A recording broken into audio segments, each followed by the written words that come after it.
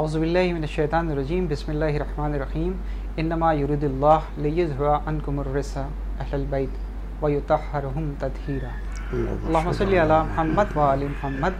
محترم ناظرین السلام علیکم ورحمۃ اللہ وبرکاتہ۔ میں ہوں آپ کا میزبان زین رضوی، حاضر ہوں حسینی چینل کے حوالے سے آج ایک خصوصی پروگرام لے کر۔ اس پروگرام میں ناظرین ہم آپ کو بتائیں گے کہ اطاعت والدین کیا ہے، اطاعت والدین کس طریقے سے واجب ہے ہم پر، اور کس طریقے سے ہمیں اپنے والدین کی اطاعت کرنا چاہیے۔ جس طریقے سے دنیا میں انسان کے لیے غذا ضروری ہے، اسی طریقے سے اطاعت والدین بھی لوگوں کے لیے اتنی ہی ضروری ہے۔ اس موضوع پر بات کرنے کے لیے ہمارے ساتھ موجود ہیں حجت الاسلام والمسلمین علی جناب مولانا سائم مہندی صاحب، جو کہ ہم سے اس اطاعت والدین پر گفتگو کریں گے اور آپ ان سے مستفید ہوں۔ آئیے چلتے ہیں ان کی خدمت میں۔ آغا السلام علیکم۔ علیکم السلام ورحمۃ اللہ۔ ہم خیر و مقدم کرتے ہیں آپ کا اس پروگرام میں، اپنے ناظرین کی طرف سے، اپنے حسینی چینل کے اراکین کی طرف سے ہم تمامی اراکین آپ کا خیر و مقدم کرتے ہیں اس پروگرام میں اطاعت والدین میں۔ اگر سب سے پہلا سوال ہمارا یہ ہے کہ اطاعت ہے کیا؟ آخر اطاعت کی بات کی جائے تو اطاعت والدین ایک اہم موضوع ہے، اس پر بہت دیر تک بات کی جا سکتی ہے۔ کم لفظوں میں اطاعت والدین اولاد پر کس طریقے سے واجب ہوتی ہے؟ اعوذ باللہ من الشیطان اللعین الرجیم بسم اللہ الرحمن الرحیم۔ قال اللہ تبارک و تعالی فی القرآن الحکیم هل جزاء الاحسان الا الاحسان۔ پہلے تو میں حسینی چینل کے اراکین کا مشکور ہوں کہ انہوں نے اس اہم موضوع پر گفتگو کرنے کے لیے مجھ جیسے چھوٹے طالب علم کو منتخب کیا اور اس موضوع پر گفتگو کرنے کے لیے حسینی چینل نے مجھے دعوت دی۔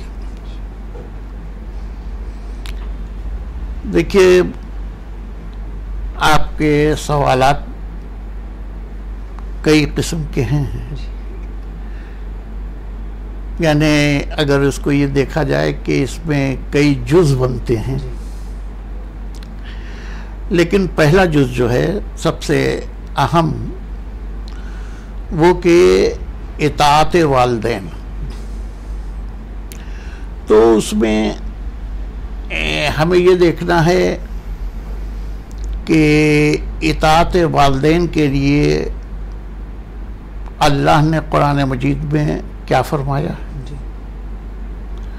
اس کا دوسرا جز یہ ہے کہ رسول اسلام اور ائمہ اطہار علیہم السلام نے والدین کی اطاعت کے متعلق مومنین کو کیا نصیحت فرمائی ہے۔ تیسری چیز یہ ہے، تیسرا حصہ یوں ہے کہ انسان کی عقل سلیم اطاعت والدین کے اوپر خود کیوں نہیں آمادہ ہوتی۔ یقیناً دیکھیے، مسئلہ یہ ہے کہ یہ پوری کائنات اس خالق حقیقی کی ہے جس نے قرآن مجید میں کہا کہ تبارک الذی بیدہ الملک وہو علی کل شیء قدیر۔ وہ ہر چیزوں پر قدرت اختیار رکھتا ہے، اس کے علم میں سب کچھ ہے۔ تو میں نے جب ایک طالب علم کی حیثیت سے میں گفتگو کر رہا ہوں کہ جب میں نے قرآن مجید کو دیکھنا شروع کیا اور اس میں مجھے ایسا محسوس ہوا کہ اللہ نے بہت سی جگہوں پر، جیسے سورہ بقرہ میں آپ دیکھیے، سورہ نساء میں دیکھیے، سورہ لقمان میں دیکھیے، مختلف سوروں میں مختلف آیات آپ کو ملیں گی کہ جس میں اللہ نے اپنی اطاعت کے ساتھ ساتھ والدین کی اطاعت کا حکم دیا۔ اب کہاں ذات الہی اور کہاں والدین، تو میں نے اس پر جب غور کرنا شروع کیا تو مجھے ایسا محسوس ہوا کہ اللہ نے اطاعت والدین کا جو حکم دیا ہے اس کا سبب سب سے بڑا یہ ہے کہ اللہ خالق حقیقی ہے یقیناً، اور والدین خالق مجازی ہیں. تو اس نے یہ چاہا کہ جب آپ خالق مجازی کی اہمیت، اس کی افادیت اور اس کی اطاعت کے منصب کو سمجھ لیں گے تو خالق حقیقی کو پہچاننے میں آسانی ہوگی. اس بنا پر آپ دیکھیں کہ اس نے بار بار قرآن مجید میں جہاں یہ فرمایا کہ اے لوگوں اللہ کی اطاعت کرو، اور اسی کے ساتھ ساتھ پلٹ کے فوراً نے کہا کہ اپنے ماں باپ کی اطاعت کرو. کبھی ارشاد ہو رہا ہے کہ ہم نے بنی اسرائیل سے عہد لے لیا ہے کہ وہ خالق ہمارے علاوہ کسی دوسرے کو اپنا خالق تصور نہیں کرے گا. اور یہ بات ظاہر ہے کہ خالق کی ہو رہی تھی، لیکن وہیں پر فوراً پلٹ کے یہ کہا جا رہا ہے کہ اور اپنے والدین کی اطاعت کرو. یہاں پر ایک بات اور آتی ہے، قرآن مجید کی بات ہو رہی تو اس میں ایک آیت میں یہ بھی ہے کہ والدین کی اطاعت کرو، ہماری طرف لوٹو، والدین کی اطاعت کرو، لیکن اگر والدین کفر کرتے ہیں یا شرک کرتے ہیں تو ان کا ساتھ نہ دو، لیکن ان کا ساتھ چھوڑو نہ. یہاں پر اس کو ایک بار آپ واضح کریں. ہاں دیکھیے یہ کیا کہا گیا ہے؟ یہ دیکھیے مسئلہ یہ ہے، یعنی کہ شرک کر رہے ہیں اور ان کا ساتھ نہ دو، اس میں شرک میں ساتھ نہ دو. نہیں اس کے لیے میں اگر آپ سے کہوں تو یہ کہ آپ دیکھیے ہمارے یہاں قرآن مجید جو ہے اس کی وضاحت کرنے والا کوئی نہیں ہے سوائے آل رسول کے. تو قرآنی آیات جو ہیں اس کو مکمل طریقے پر ہم سمجھ بھی نہیں پاتے جب تک کہ اہل بیت سے ہمارا ربط قائم نہیں ہوگا.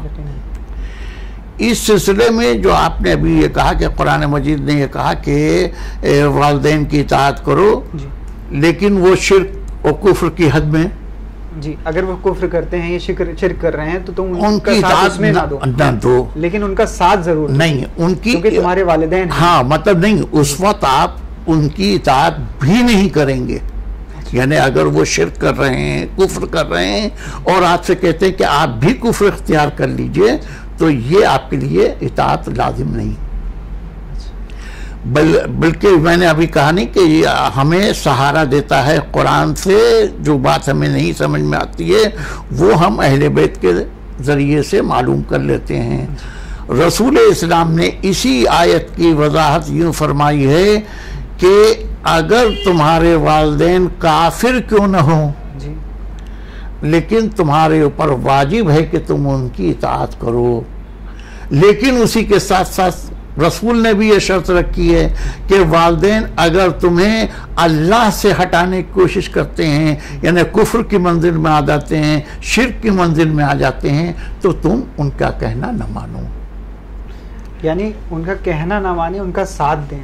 نہیں، ساتھ سے مراد کیا بھائی؟ ساتھ یہ ہے کہ دنیاوی نقطہ نظر سے آپ ان کی فکر رکھیں کہ وہ کھانے کی ضرورت ان کو ہے تو کھانا دیں، پانی کی ضرورت ہے تو پانی دیں، کپڑے کی ضرورت ہو تو کپڑا دیں. یہ ساتھ دینے کا مطلب ہوا. لیکن یہ کہ وہ کہیں کہ اللہ کے ساتھ کوئی اور بھی اللہ ہے، تو اس وقت بچے پر واجب نہیں ہے کہ وہ اپنے باپ کی اطاعت کرے کہ وہ کہے کہ ہاں دو اللہ ہیں.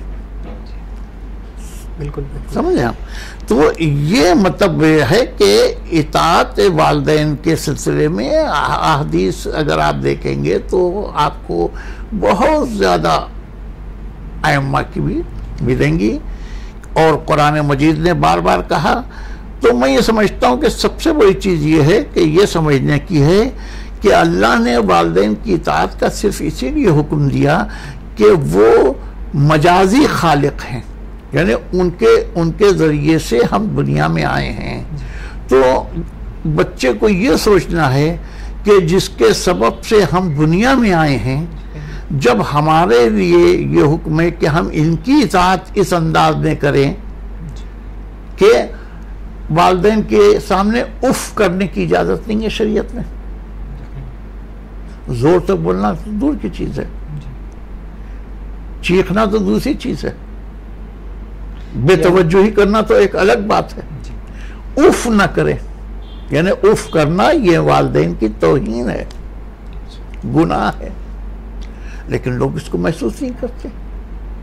ان لوگوں کا کیا ہوگا کہ جو اپنے والدین سے تو سب کچھ سیکھتے ہیں، پڑھ لکھ لیتے ہیں، بڑے ہو جاتے ہیں، ایک وقت آتا ہے کہ جب والدین سے الگ ہو جاتے ہیں، ان کے لیے کیا کوئی عذاب مقرر کیا گیا ہے یا ان کے لیے قرآن میں کیا کہا گیا ہے؟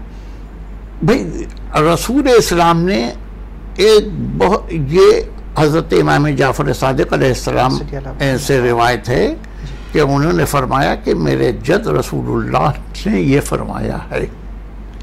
آپ دیکھیں 2 لفظیں ہیں اور اس میں پوری زندگی کو سمو دیا گیا ہے.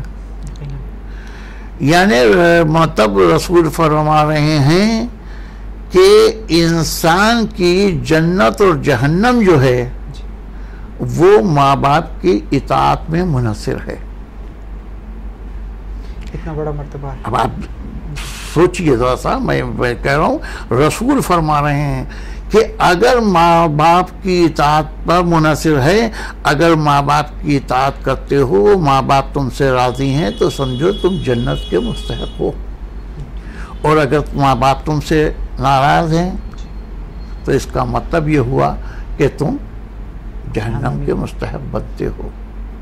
تو جہاں پر یہ منظر ہو کہ دنیاوی اطاعت آپ کر رہے ہیں اور آخرت کا سامان مہیا کر رہے ہیں، تو اس کا مطلب یہ ہوا کہ ہم دنیا میں آنے کے بعد کچھ بھی کریں لیکن ہماری نظر آخرت پر ضرور رہتی ہے.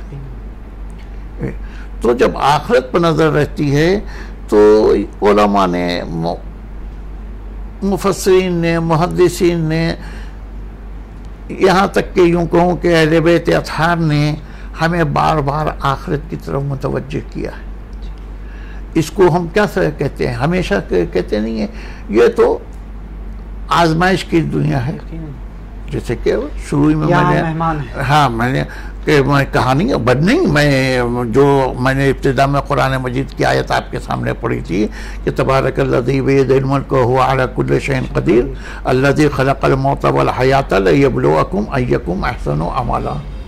وہ کہہ رہا ہم تمہاری آزمائش کرتے اور یہ دیکھتے ہیں کہ تم میں بہترین عمل کرنے والا کون ہے. تو یہ عمل، بہترین عمل جو ہے یہ تو آخرت کے لیے ہے، دنیا کے لیے تو ہے نہیں. تو اس میں یہ ہے کہ جب ہم آخرت کے لیے انتظام ہمیں کرنا ہے تو ہمیں یہ دیکھنا ہے کہ آخرت کے لیے کیا کیا ہمیں کرنا ہے. اس کی مثال اکثر و بیشتر علماء یہ دیا کرتے ہیں کہ جیسے آپ سفر میں جاتے ہیں کہیں پر بھی، تو وہاں پر بڑے سے بڑے، اچھے سے اچھے جگہوں پر ہمیں رکنے کا موقع دیا جاتا ہے، بہتر سے بہتر طعام ہمیں ملتا ہے، بہتر سے بہتر گاڑیاں ملتی ہیں، لیکن اس کے بعد بھی ہمارے ذہن میں تصور کیا ہوتا ہے، ہمیں اپنے گھر جانا ہے. اور ہمیں اپنے گھر جانا ہے تو میں نے ضمناً یہ بات کہہ رہا ہوں کہ میں لندن، امریکہ اور کینیڈا اور دنیا بھر میں جاتا آتا رہتا ہوں، لیکن وہاں جانے کے بعد بھی وہاں میرا دل نہیں لگتا ہے. اس لیے کیوں؟ مطلب تصور میں یہ ہے کہ مجھے اپنے گھر واپس جانا ہے. اور جب گھر جانا ہے تو ہم یہ سوچتے ہیں کہ گھر جانے کے لیے جب جائیں گے تو بچے پوچھیں گے آپ لائے کیا ہیں. تو اب ہمیں کیا کرنا ہے کہ ہمیں وہ چیزیں وہاں سے ارینج کرنا ہے، وہاں سے انتظام کرنا ہے کہ جو ہم اپنے گھر جب آئیں تو ہمارے گھر والے اس سے خوش ہوں. دیکھیے صرف آنا کافی نہیں ہے، ایسا آئیں کہ بچے خوش ہوں، سمجھیں کہ ہاں ہم اپنے گھر آئے ہیں. تو اب آخرت کے لیے جب ہم وہاں جائیں گے اور ایک دن ایسا آئے گا جب حساب کتاب کی منزل آئے گی تو فرشتے نامہ اعمال لے کر آئیں گے تو ایسا چیز ہمیں عمل کرنا ہے یہاں پر کہ ان نامہ عمل میں ہماری اچھی اچھی ایسی چیزیں ہوں کہ جس سے ہمیں شرمندگی محسوس نہ ہو کہ ہم نے دنیا میں کچھ کی ہی نہیں. قرآن صامت کی بات ہو رہی ہے، قرآن ناطق کی بات ہو جائے، اہل بیت اطہار علیہ الصلوۃ والسلام ہمارے لیے نمونہ عمل ہے. تو جس طریقے سے ہماری تربیت ہو رہی ہے اور تربیت کے ساتھ ساتھ ہماری اطاعت ہے والدین کے ساتھ، اطاعت والدین، اس میں کیا ضروری ہے اور کیا نہیں ضروری ہے کہ ہم کس طریقے سے سمجھیں کہ یہ چیز ہمارے لیے غلط ہے؟ مثلا ہم اطاعت جو کر رہے ہیں، اگر والدین کی اطاعت کر رہے ہیں، کچھ ایسی غلطیاں ہو جاتی ہیں کچھ لوگوں سے کہ شادی ہو گئی، شادی کے بعد پھر والدین کی وہ اطاعت نہیں رہتی، بہت سے مسئلے سامنے آتے ہیں. تو اس حوالے سے بھی مومنین کو آپ بتائیں. دیکھیے مسئلہ یہ ہے کہ میں نے ابھی آپ کے سامنے ایک آیہ کریمہ کی تلاوت کی تھی قرآن مجید کی، جس میں اللہ نے آپ کو نماز کا حکم دیا، روزے کا حکم دیا، حج کا حکم دیا، عمل خیر کا حکم دیا، زکوٰۃ کا حکم دیا، عظیم قبیل بہت سی چیزوں کا. لیکن ایک منزل ایسی آتی ہے کہ جب اللہ حکم نہیں دے رہا ہے بلکہ آپ سے سوال کر رہا ہے، یعنی کوشچن ہے.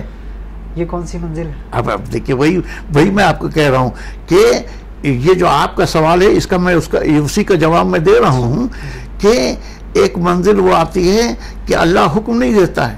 یہ اگر کہہ دیتا کہ میں یہ حکم دے رہا ہوں تو وہاں پر مجبوری ہو جاتی اور پھر آپ کی ایکٹیویٹیز کا پتہ نہیں چلتا. سمجھ رہے ہیں آپ؟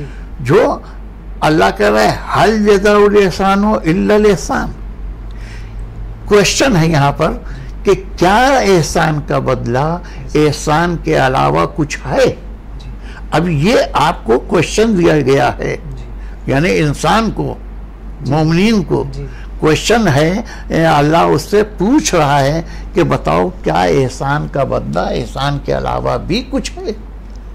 اب کیا ہوا کہ ہم نے تعلیم حاصل کی، ہم نے تربیت حاصل کی، ہم نے پرورش پائی، ہم نے بڑے ہوئے، ہم اپنے کو عقل مند کہہ رہے ہیں، ہم اپنے کو ذہین کہہ رہے ہیں، لیکن اب اس کے بعد ہمیں یہ سوچنا ہوگا کہ احسان مطلب کیا؟ ارے بھائی آپ نے پانی مانگا، میں نے پانی آپ کو لا کے دے دیا، کوئی میں نے آپ کے ساتھ وہ کچھ نہیں کیا. بھائی پانی دینا ایک فرض ہے، اچھی بات ہے، لیکن اس کے بعد بھی آپ کہتے ہیں شکریہ. یہ شکریہ کیا؟ یہ وہی بات آ رہی ہے حل جزاء الاحسان الا سمجھا؟ یہ مطلب یہ کہ ذہن انسانی بیدار ہے، وہ محسوس کیا کہ اس نے میرے ساتھ کچھ کیا. اب اگر فرض کر لیے مجھے کسی وقت پیاس لگے اور میں آپ سے پانی مانگوں تو پھر آپ کا فرض یہ ہوتا ہے کہ آپ بھی مجھے پانی دیں، اور اسی طرح میرا بھی فرض ہوتا ہے کہ میں آپ سے کہوں کہ شکریہ. تو اب اللہ یہ پوچھ رہا ہے کہ حل جزاء الاحسان الا الاحسان، کیا احسان کا بدلہ احسان کے علاوہ کچھ ہے؟ تو اب احسان کیا ہے؟ بھائی ایک زمانہ ایسا تھا کہ جب ہم دنیا میں آئے نہ بول سکتے تھے، نہ چل سکتے تھے، نہ حرکت کر سکتے تھے، نہ اظہار مطلب کر سکتے تھے. ہم یہ بھی نہیں کہہ سکتے تھے کہ ہمیں بھوک لگی ہے، ہم یہ بھی نہیں کہہ سکتے تھے کہ ہمیں پیاس لگی ہے. لیکن ہمارے والدین جو تھے وہ ہمارے انداز سے محسوس کر لیتے تھے کہ بچے کو پانی چاہیے، بچہ بھوکا ہے اس کو دودھ ملنا چاہیے، بچہ دھوپ میں ہے اس کو چھائی میں لانا چاہیے، بچہ سردی کھا رہا ہے لہذا دھوپ میں لے جانا چاہیے. تو یہ وہ زمانہ تھا کہ جس وقت ہم دنیا میں تو آ چکے تھے لیکن ہم میں اتنی سخت بھی نہیں تھی کہ ہم اظہار مطلب کر سکتے. تو یہ ایک پیریڈ ہمارا تھا. اچھا اسی لیے آپ نے دیکھا ہوگا ایک عام اصطلاح ہمارے کے اردو زبان میں ہے، کہا جاتا ہے بوڑھا بالا برابر. یعنی بوڑھا بالا کے مطلب بچہ اور بوڑھا جو ہے وہ برابر. تو اس کا مطلب کیا ہوا کہ اگر بچپنے میں جس وقت کہ ہم پیدا ہوئے لیکن بول نہیں سکتے تھے، مطلب کا اظہار نہیں کر سکتے تھے، کھانا نہیں مانگ سکتے تھے، پانی نہیں مانگ سکتے تھے، چل نہیں سکتے تھے، لیکن ہمارے ماں باپ نے ہمیں کھانا بھی دیا، ہمیں پانی بھی دیا، ہمیں چلایا بھی، ہمیں پڑھایا بھی، ہمیں لکھایا بھی، ہمیں اللہ کی وحدانیت بتائی۔ اب یعنی اس سے بڑھ کے اب یہاں پر ایک دو جملے میں اور کہنا چاہوں گا کہ اس سے بڑا احسان ہمارے ماں باپ کا اور کیا ہو سکتا ہے کہ انہوں نے ہمیں اس معبود حقیقی کی وحدانیت کی طرف متوجہ کیا۔ یقیناً سمجھے آپ؟ ورنہ آج اتفاق کی بات یہ کہ ضمناً میں یہ بھی کہہ دوں کہ چونکہ آج ولادت محسن اعظم حضرت جناب عمران، جن کو اصطلاحاً ابو طالب کہتے ہیں، وہ بھی ہیں۔ اب آپ دیکھیے ہم ان کے احسانات کو کبھی بھول نہیں پاتے۔ اگر وہ نہ ہوتے تو آج اسلام ہم تک نہیں پہنچ سکتا تھا۔ یقیناً تو اسی طرح سے ماں باپ نے ہمیں اللہ کی وحدانیت بتائی، ہمیں مسجد لے جا کے نماز پڑھوائی، ہمیں قرآن کی تلاوت سکھائی، ہمیں اہل بیت اطہار کے در پر لے جا کر ذکر اہل بیت سنا کر ہمیں آل محمد کا شیدائی بنایا۔ یہ ان کا احسان کیا کم ہے؟ تو جب انہوں نے ہمارے ساتھ احسانات ایسے کیے ہیں تو اب جس وقت کہ وہ منزل آ جاتی ہے کہ اب ان کی عقل جو ہے وہ دنیاوی نقطہ نظر سے بات میں کہہ رہا ہوں کہ سن کے اعتبار سے اب وہ کیفیت نہیں ہے جو پہلے تھی۔ یعنی سوچنے سمجھنے کی وہ صلاحیت نہیں رہ گئی ہے یا نہیں؟ میں احتیاط کے ساتھ میں لفظوں کا استعمال کر رہا ہوں کہ اب وہ بول نہیں سکتے، وہ پانی نہیں مانگ سکتے ہیں، کھانے کا ان کا احساس ختم ہو جا رہا ہے۔ تو اب ہمارا یہ فرض یہ ہوتا ہے کہ ہم اپنا بچپنا یاد کر کے کم از کم اسی کے نعم البدل اگر ان کی خدمت کرتے ہیں تو وہ قرآن کی بات بھی پوری ہو گئی کہ احسان کا بدلہ احسان ہے۔ یقیناً میں اسی بات پر واپس آتا ہوں کہ جس طریقے سے ابھی میں نے کہا کہ سوچنے سمجھنے کی صلاحیت نہیں رہ جاتی ہے اور فیصلے لینے کی سب سے بڑی چیز یہ ہوتی ہے کہ جو بڑا ہوتا ہے گھر کا اس کا وہ فیصلہ بھی نہیں لے سکتا۔ کچھ اولادیں ایسی بھی ہوتی ہیں کہ اطاعت میں اتنی زیادہ ہوتی ہیں کہ وہ سارے کام اپنے والدین کے اس سے کرتے ہیں۔ ان لوگوں کے لیے کیا اللہ نے مقرر کیا ہے؟ دیکھیے جزا اور سزا کا سوال جہاں تک ہے وہ تو اللہ کے اوپر ہے، اور ایک دن اس نے مقرر کر دیا ہے، وہ اس دن فیصلہ کرے گا۔ لیکن جب اس نے آپ کو بہت ہی واضح طریقے پر اطاعت کا حکم دے دیا، یہاں تک کہ یہ کہہ دیا کہ تم اس کے سامنے اف نہیں کر سکتے ہو، سمجھے آپ؟ تو اب اس کے بعد یہ کہ ہم عدم توجہ کریں یا مثلا یہ کہ ہم گھر چھوڑ کے بیوی کے ساتھ میں دوسری جگہ قیام کر لیں، صاحب بیوی کو پریشانی ہے ابا کی وجہ سے، نہیں، بیوی کے مرتبے الگ ہے، مطلب وہ اس پر میں اس وقت کوئی بحث نہیں کرنا چاہتا، لیکن یہ کہ ہمیں پہلے ماں باپ کو دیکھنا پڑے گا کہ ان کی تکلیفیں کیا ہیں، ان کے آرام کا کیا ہے، اور کیسے ہمیں ان کے ساتھ سلوک کرنا چاہیے۔ وہ جب تک اگر ہم وہی آپ کو یاد ہوگا میں نے ابھی ابتدا میں کہا تھا کہ رسول نے فرمایا کہ دنیا میں انسان کے لیے جنت اور جہنم وہ ہے ماں باپ کی اطاعت اور نافرمانی۔ اب اس سے زیادہ اور بات کیا ہو سکتی ہے؟ اب یہ بات الگ ہے، دیکھیے مثلا کوئی اللہ ہی کو نہیں مانتا، بھائی دنیا میں آپ کو بہت سے ایسے لوگ ملیں گے کہ جو گڑھیا ٹائپ کے ہوتے ہیں، ہاں مطلب اللہ کو نہیں مانتے۔ تو اب آپ یہ دیکھیے کہ جو اللہ کو نہیں مانتا، اب آپ پوچھئے گا اس کی سزا کیا ہے، تو ہم کیا بتائیں گے؟ اس لیے کہ جس نے پیدا کیا، مثلا وہ واقعہ بہت مشہور ہے، میں مطلب ضمناً یہ کہہ رہا ہوں جناب ابراہیم کا، نمرود والا واقعہ، کہ جب انہوں نے کہا کہ یہ تجھے خدا نہیں مانتا تو اس کے دروازے بند کر دے. تو اللہ نے کہا تھا جناب موسیٰ کی بات ہے کہ تو جناب موسیٰ نے کہا کہ جب یہ مطلب جناب موسیٰ سے اللہ نے کہا کہ دیکھو اگر یہ مجھے خالق نہیں مانتا تو کیا میں اسے اپنا بندہ بھی تصور نہ کروں. تو ویسے ہی مسئلہ یہ ہوتا ہے کہ ماں باپ جو ہوتے ہیں وہ بچہ کسی بھی عالم میں ہو.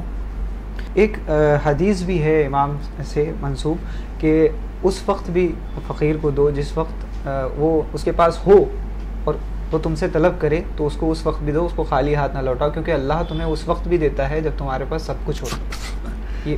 اچھا, اب یہ بات اور ہے, وہ بات وہاں پر اس کی وضاحت نہیں ہو پا رہی تھی جو آپ نے سوال کیا تھا کہ اولاد نافرمان ہو جاتی ہے. تو اسی کا میں یہ جواب دے رہا تھا کہ دیکھیے خالق حقیقی کو نہ ماننے والے بھی اس دنیا میں رہتے بھی ہیں, کھاتے بھی ہیں, پیتے بھی ہیں.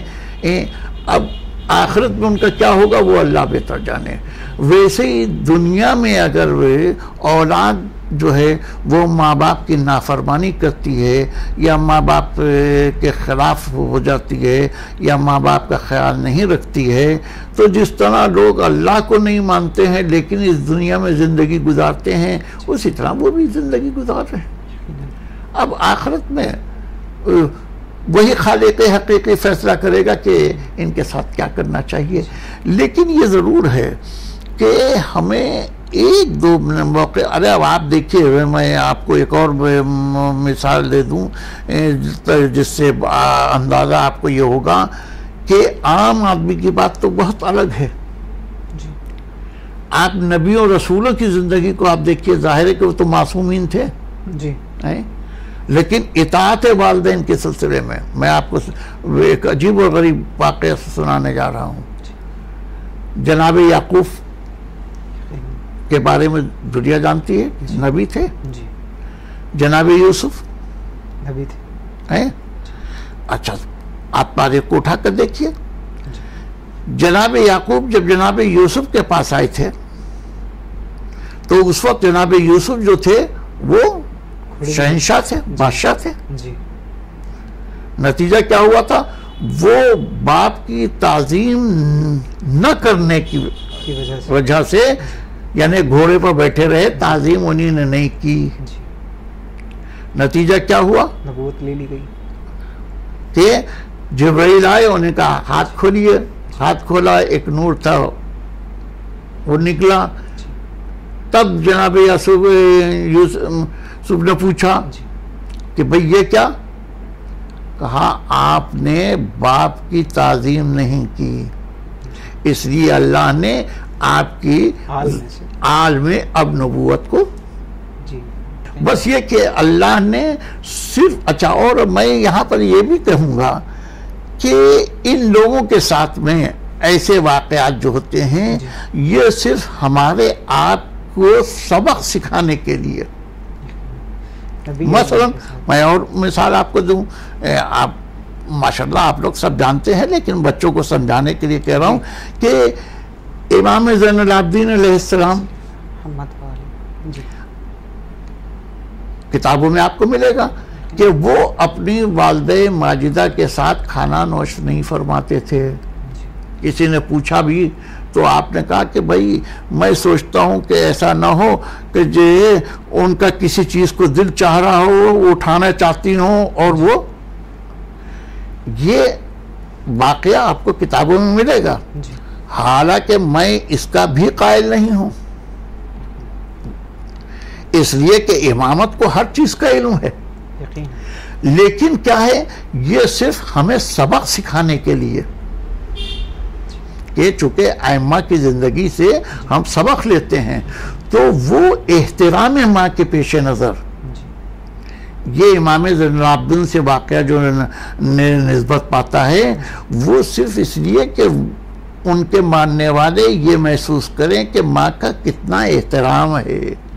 یا جناب یعقوب کا واقعہ جو ہے وہ ایسا تو نہیں ہے کہ معذ اللہ نبی کا احترام نہ کرتا ہو یا نبی باپ کی عظمت کو نہ جانتا ہو, لیکن عظمت کو جان رہے تھے تبھی تو سفر کر کے اتنی دور سے آئے. کیا ہے یا نہیں, لیکن یہ یہاں پر اس لیے واقعہ بیان کیا گیا تاکہ باپ کی عظمت کا اندازہ لوگوں کو ہو سکے کہ جب نبی ہونے کے بعد اگر احترام میں تھوڑا سا عدم توجہ ہوئی تو نبوت کا سلسلہ ختم کر دیا جاتا ہے. تو اس کا مطلب یہ ہوتا ہے کہ ہمیں ہر موقع کے اوپر یہ محسوس کرنا چاہیے کہ اسی لیے جیسے کہ ہے آپ دیکھیے کہ باپ کے آگے نہ چلیے, باپ کی طرف پیٹ کر کے نہ بیٹھیے. اب یہ کیا بھائی پیٹ کر کے بیٹھ گئے تو کون سی مطلب وہ ہے, یا اگر ہم نے قدم آگے بڑھا لیا یا کسی بات کے اوپر مثلا زور سے بول دیا تو یہ سب باتوں کو سختی سے منع کیا گیا ہے شریعت میں. ہے یا نہیں, یہ اسی لیے منع کیا گیا کہ تمہیں احساس ہو کہ یہ ہمارے خالق مجازی ہیں. اور پھر میں وہی جملہ کہوں گا کہ یہ سب ہونے کے نتیجے میں جب ہم خالق مجازی کے ساتھ اس کا اتنا احترام کریں گے اور اس کو پہچانیں گے تب ہمیں خالق حقیقی کا علم ہوگا کہ ہم اس کے فرما بردار ہیں کہ نہیں, یا اس کے کہنے پر ہم کیسے چلتے ہیں. ٹھیک ہے, وہ ہمیں دکھائی نہیں دیتا ہے, لیکن جو دکھائی دے رہا ہے جب ہم اس کے ساتھ اچھا بیہیویئر کریں گے, اچھا انداز میں ملیں گے تو ہمیں یہ پتہ چلے گا کہ اگر وہ خالق ہمارے سامنے ہوتا تو ہم کیا کرتے. حالانکہ وہ نور ہے, وہ دکھائی دینے والا نہیں ہے, لیکن یہ تو ہے, اتنا تو ہر آدمی جانتا ہے کہ اس نے ہمیں پیدا کیا. تو جب اس نے پیدا کیا تو اس کے احکام پر عمل کرنا یہ ایک ذریعہ سیڑھی جسے کہتے ہیں کہ اسٹیپ بائی اسٹیپ ہم اس کو ہم پورا. اچھا, اور اسی میں یہ ہے کہ اگر ہم نے اس کی نافرمانی کی تو ہم نے اس کی بھی نافرمانی کی, اور جب اس کی نافرمانی کی تو جہنم کے مستحق بنے. یہ سب چیزیں ہیں, اور انہی چیزوں کو بہرحال میں ایک بات اپنے بچوں سے ضرور کہوں گا, نوجوانوں سے, کہ آج کل کے زمانے میں یہ چیزیں بہت کم ہوتی چلی جا رہی ہیں. عدم توجہ کی وجہ سے کہیے یا عدم علم کی وجہ سے کہیے. اور آخر میں ہم سوال کریں گے آپ سے کہ اس پروگرام کے حوالے سے آپ کیا بچوں کو پیغام دینا چاہیں گے کہ کس طریقے سے وہ اپنے والدین کی اطاعت کریں اور اس سے کیسے فیض یاب ہوں؟ دیکھیے, یہ تو بہت کھلی ہوئی چیز ہے, اس میں کوئی ایسی بات نہیں ہے کہ جس کی طرف بھائی یہ تو ہمیشہ سے رہا ہے اور ہمیشہ رہے گا بھی کہ والدین کی اطاعت کرنا ہمارے لیے اس لیے ضروری ہے کہ اس نے ہمیں دنیا میں ہر چیز سے روشناس کرایا, یعنی اللہ سے لے کے اور دنیاوی اچھائی اور برائی تک کہہ سکتا ہوں. یعنی اللہ, رسول, قرآن جیسے ایک بات آئی, دین, مذہب, شریعت, یہ سب اسی نے ہمیں بتایا. اور یہاں تک کہ دنیا میں آنے کے بعد وہ کہتا ہے اچھا یہ ہے, برا کیا ہے, یہ اچھی چیز تمہارے لیے فائدہ مند ہے, یہ نقصان ہے دہ ہے. تو وہ ہماری زندگی کو بنانے کے لیے ہر قربانی اپنی دیتا ہے. یقیناً. تو جب وہ ہر قربانی دیتا ہے تو ہمارا بھی فرض یہ ہوتا ہے کہ ہم اس کے اطمینان کے لیے ہر وہ عمل کریں کہ جس سے, اور یہ بھی ایک بات ضمناً کہہ دوں کہ لوگ یہ سمجھتے ہیں کہ اگر والدین حیات ہیں تو صرف ان سے محبت اور ان کا خیال جو ہے وہ کافی ہے. نہیں, والدین نہ بھی ہوں گے تو ہمیں حکم یہ ہے کہ ہم اس کا خیال رکھیں کہ وہ کیا چیز پسند کرتے تھے, کیا چیز ناپسند کرتے تھے. اطاعت کا مطلب یہ ہے, یعنی اس میں کہنے کا مطلب یہ ہے کہ اگر والدین دنیا سے چلے گئے ہوں, وصال کر گئے, ہاں, تب بھی ہم ان کی اطاعت میں اپنے کو محصور رکھیں گے. یعنی جس کار خیر میں وہ اپنے کو مبتلا رکھتے تھے اس کو ہمیں انجام اس کو دینا ہے. مطلب جیسے کہ آپ ابھی اس سے قبل آپ نے بات مجھ سے کہی تھی کہ ایصال ثواب, یہ ہمارے اولاد کی ڈیوٹی ہے, فرض ہے کہ اگر والدین نہیں ہیں تو ان کے ایصال ثواب کے لیے ہمیں کچھ نہ کچھ کرتے رہنا چاہیے. یعنی دنیا میں تو ہم پر اطاعت واجب ہے ہی ہے، ان کے جانے کے بعد بھی اطاعت ختم نہیں ہوتی، بلکہ یہ موضوع بہت بڑھتا جائے گا. وہ بقول آپ کے کہ دامن وقت میں گنجائش نہیں ہے کہ اللہ نے یہ آخ کی لفظ جو استعمال کی ہے شریعت نے کہ اولاد کے لیے کہ اگر والدین چاہیں اور والد جو ہیں وہ نافرمانی کرنے والے بچے کو آخ کر دیں تو آخ شدہ جو ہے اس کا کہیں ٹھکانہ نہیں ہے. یعنی کہ اس کو نہ دنیا میں کوئی آرام رہے گا اور نہ ہی آخرت میں اگر وہ والد اس کو آخ کر دیتے ہیں تو سمجھیے اس کے لیے پریشانی ہے. تو جس کے پاس یہ پاور ہو کہ مرنے کے بعد بھی وہ آخ کر سکتا ہے اور آخ شدہ کو مرنے کے بعد بھی وہ چینج کر کے اس کو بحل بھی کر سکتا ہے، یعنی مطلب وہ اس کا آخ کو ختم بھی کر سکتا ہے. یہ پاور شریعت نے والد کو دیے ہیں. تو جس کے پاس اتنے پاور ہوں، بھئی آج کی دنیا میں ہر چیز جو ہے وہ پاور سے بھی ناپی جاتی ہے. ہم ملازمت کرتے ہیں اپنے آفیسرز کا اسی لیے تو خیال کرتے ہیں کہ اس کے پاس پاور ہے، بھلی وہ پاور یوٹیلائز نہیں کرتا ہے ایسا کہ جس سے ہمیں کوئی نقصان پہنچے، لیکن ڈر تو یہ رہتا ہے کہ وہ کر سکتا ہے. تو ویسے ہی جو ہے وہ شریعت نے باپ کو اس کے پاورز دیے ہیں. آج جگہ پر یہ سوال ہوتا ہے کہ اگر کوئی پریشان ہے تو اگر اس کی والدہ نہیں زندہ ہیں، دنیا سے وصال کر چکی ہیں، تو انسان کو یہ چاہیے کہ وہ اپنی والدہ کے قبر پر جائے، معافی مانگے اور اپنے گناہوں کی تلافی کرے. دیکھیے یہ چیز الگ ہوئی، یہ چیز تو الگ ہوگی. دعا مانگنا اور معافی مانگنا میں دونوں میں فرق ہے. ہم معافی مانگتے ہیں، معافی بھی مطلب دو قسم کی ہوتی ہے. ایک دنیاوی نقطہ نظر سے معافی ہے، ایک آخرت کے نقطہ نظر سے معافی ہے. آخرت کی معافی جو ہے وہ ہم اللہ سے مانگتے ہیں. جیسے ہم دعا میں کہتے ہیں مالک میرے گناہوں کو معاف کر دے، تو یہ اس کا تعلق ذات الہی سے.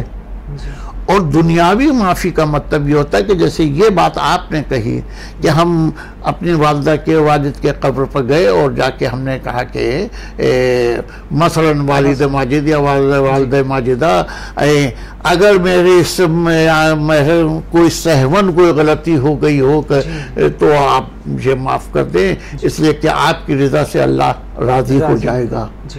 یہ طریقہ جو ہے وہ ایک ریکویسٹ ہو گئی. سمجھ رہے ہیں آپ؟ مطلب یہ کہ دعا جو ہے ہمارے یہاں سوائے اللہ اور ائمہ اطہار کے اور ہم کسی سے مطلب یہ کہ ائمہ اطہار کے ساتھ ساتھ مثلا جیسے حضرت ابو الفضل عباس ہیں جو ہمارے لیے امام اور نبی نہ ہونے کے بعد بھی یہ بھی ایک موضوع مستقل ہے. ہاں، لیکن چونکہ ان کو اللہ کی طرف سے اور ائمہ کی طرف سے جو مرتبہ ملا ہے اس کے پیش نظر ہم ان سے بھی اپنی حاجتیں بیان کرتے ہیں.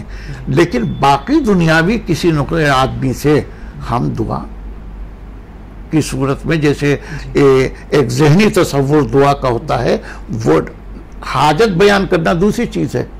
یعنی کہ قبور پر جا کر حاجت بیان کر سکتے ہیں. ہاں، لیکن دعا مطلب ایسی باتیں سامنے آتی ہیں جس میں میں نے یہ سوال کیا آپ سے کہ لوگ قبور پر جا کر دعا کرتے ہیں کہ میرے لیے دعا کیجیے اللہ سے، اس طریقے کی. نہیں وہ صحیح نہیں ہے. جی بس وہ بات ٹھیک ہے آپ نے جو کہی ہے کہ وہ جا کے ماں باپ کے قبر پر اظہار شرمندگی اظہار ندامت مثلا کرتے ہوئے کہ سہون اگر کوئی آپ لوگوں کی شان میں غلطی ہو گئی ہے تو اسے آپ معاف کر دیں، اس لیے کہ آپ کی معافی سے اللہ ہم سے راضی ہو جائے گا اور ہماری پریشانیوں کو دور کر دے گا.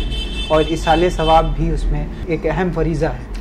وہ تو واجب اگر نہیں کہوں گا تو مثل واجب کے سمجھ لیجیے، اس لیے کہ جب اللہ نے آپ کو استطاعت دی ہے تو آپ اس کو مستقل طریقے پر جو بھی ایصال ثواب کر سکتے ہوں جی وہ آپ کریں، اس لیے کہ بہرحال یہ بھی ہمارے فرائض میں ہے۔